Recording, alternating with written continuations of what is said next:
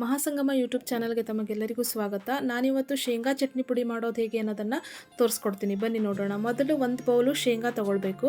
ಅದನ್ನು ಚೆನ್ನಾಗಿ ಹುರ್ಕೊಳ್ಬೇಕು. ಅದು ಫುಲ್ ಕೆಂಪಾಗಬೇಕು. ಅಂದರೆ ಸ್ವಲ್ಪ ಶೇಂಗಾ ಹುರಿದಾಗ ಗೊತ್ತಾಗುತ್ತೆ ನಮಗೆ ಈ ಥರ. ಆದಮೇಲೆ ನಾವು ಅದನ್ನು ಆಫ್ ಮಾಡ್ಕೊಳ್ಬೇಕು. ಆಫ್ ಮಾಡಿ ಒಂದು ಕಡೆ ಎತ್ತಿಟ್ಕೊಂಡು ಅದಕ್ಕೆ ನಾವು ಬೆಳ್ಳುಳ್ಳಿ ಹಾಕಬೇಕು. ಒಂದು 3ರಿಂದ 4 ಗೆಡ್ಡೆ ಬೆಳ್ಳುಳ್ಳಿ ತೊಗೊಳ್ಬೇಕು. ಜೊತೆಗೆ ಒಂದು ಚಿಕ್ಕ ಬೌಲಲ್ಲಿ 1 ಬೌಲ್ ಆಗೋಷ್ಟು ಕರಿಬೇವು ತೊಗೊಳ್ಬೇಕು. ಅದೆರಡನ್ನು ಚೆನ್ನಾಗಿ ಹುರಿದು ಗ್ಯಾಸ್ ಆಫ್ ಮಾಡಿ ಆದಮೇಲೆ ನಾವು ಪುಟಾಣಿ ಅಥವಾ ಹುರಿಗಡಲೆ ಅಂತೀವಲ್ಲ ಅದನ್ನು ಸೇರಿಸ್ಬೇಕು. ಯಾಕಂದರೆ ಬರೀ ಶೇಂಗಾ ಮಾಡಿದ್ರೆ ಒಂಥರ ಆಯಿಲ್ ಆಗಿಬಿಡುತ್ತೆ, ತಿನ್ನೋಕ್ಕೆ ಚೆನ್ನಾಗಾಗಲ್ಲ. ಹಾಗಾಗಿ ನಾನು ಹುರಿಗಡಲೆನ ಸೇರಿಸಿದ್ದೀನಿ. ಅದೆಲ್ಲ ಆದಮೇಲೆ ನಾವು ಒಂದು ಮಿಕ್ಸಿ ಜಾರ್ಗೆ ಅದನ್ನೆಲ್ಲ ಹಾಕಿಬಿಟ್ಟು ಅದಕ್ಕೆ ಉಪ್ಪು ಮತ್ತು ಖಾರದ ಪುಡಿ ಎರಡನ್ನೂ ಹಾಕಬೇಕು. ನಮಗೆ ಎಷ್ಟು ಖಾರ ಬೇಕೋ ಅಷ್ಟು ಖಾರದ ಪುಡಿಯನ್ನು ನಾವು ಸೇರಿಸ್ಕೊಳ್ಬೇಕು. ನಾನು ಇಲ್ಲಿ ಒಂದು 2 ಸ್ಪೂನ್ ಖಾರದ ಪುಡಿ ಹಾಕಿದ್ದೀನಿ. ಇದು ನೋಡೋಕ್ಕೆ ಕಲರ್ ಇಲ್ಲದೆ ಹೋದರೂ ತುಂಬ ಖಾರ ಇದೆ, ಹಾಗಾಗಿ. ಸೊ ಅದಾದಮೇಲೆ ಈ ಥರ ಆಗುತ್ತೆ ಚಟ್ನಿ ಪುಡಿ. ಶೇಂಗಾ ಚಟ್ನಿ ರೆಡಿ. ಇವಾಗ ಇನ್ನೊಂದು ಚಟ್ನಿ ಪುಡಿನ ತೋರಿಸ್ತೀನಿ.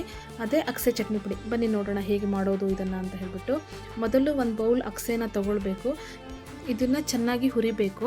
ಸ್ವಲ್ಪ ಕಡಿಮೆ ಹುರಿದ್ರೂ ಹಸಿ ವಾಸನೆ ಬರುತ್ತೆ, ಜಾಸ್ತಿ ಹುರಿದ್ರೂ ಕಹಿ ಬರುತ್ತೆ. ಹಾಗಾಗಿ ಇದು ಹುರಿಬೇಕಾದ್ರೆ ಚಟಪಟ ಅಂತ ಇದು ಅಗಸೆ ಎಲ್ಲ ಹಾರುತ್ತೆ. ಅದಾದಮೇಲೆ ನಾವು ಆಫ್ ಮಾಡಬೇಕು. ಸ್ವಲ್ಪ ಸ್ಮೆಲ್ ಕೂಡ ಬರುತ್ತೆ ಅಗಸೆದು. ಅದಾದಮೇಲೆ ಆಫ್ ಮಾಡಬೇಕು. ಇದಕ್ಕೆ ನಾವು ಬೆಳ್ಳುಳ್ಳಿ ಮತ್ತು ಕರಿಬೇವನ್ನು ಹಾಕ್ಕೋಬೇಕು. ಸಣ್ಣ ಸಿಮ್ಮಲ್ಲಿ ಇಟ್ಕೊಂಡು ಹುರಿಬೇಕಾದ್ರೇ ಅರ್ಧ ಇನ್ನೇನು ಹುರಿದಾಗಿದೆ ಅನ್ಬೇಕಾದ್ರೆ ನಾವು ಇದೆರಡೂ ಹಾಕಬೇಕಾಗತ್ತೆ. ಹಾಕಿ ಇದ್ರ ಜೊತೆಗೇ ಹುರ್ಕೋಬೇಕು. ಇದಕ್ಕೆ ನಾವು ಉಪ್ಪು ಮತ್ತು ಹುಣಸೆ ಹಣ್ಣನ್ನು ಹಾಕಬೇಕಾಗುತ್ತೆ. ಎಷ್ಟು ರುಚಿಗೆ ತಕ್ಕಷ್ಟು ಉಪ್ಪು ಹಾಕಿದ್ರೆ ಸಾಕಾಗುತ್ತೆ. ಹುಣಸೆ ಹಣ್ಣನ್ನು ಸ್ವಲ್ಪ ಹಾಕಬೇಕು. ಜೊತೆಗೆ 1 ಟೇಬಲ್ ಸ್ಪೂನು ಅಚ್ಚಕಾರದ ಪುಡಿನ ಹಾಕಬೇಕಾಗುತ್ತೆ. ಇದೆಲ್ಲ ಹಾಕಿ ನಾವು ಚೆನ್ನಾಗಿ ಪುಡಿ ಮಾಡಬೇಕು ಮಿಕ್ಸಿಲಿ.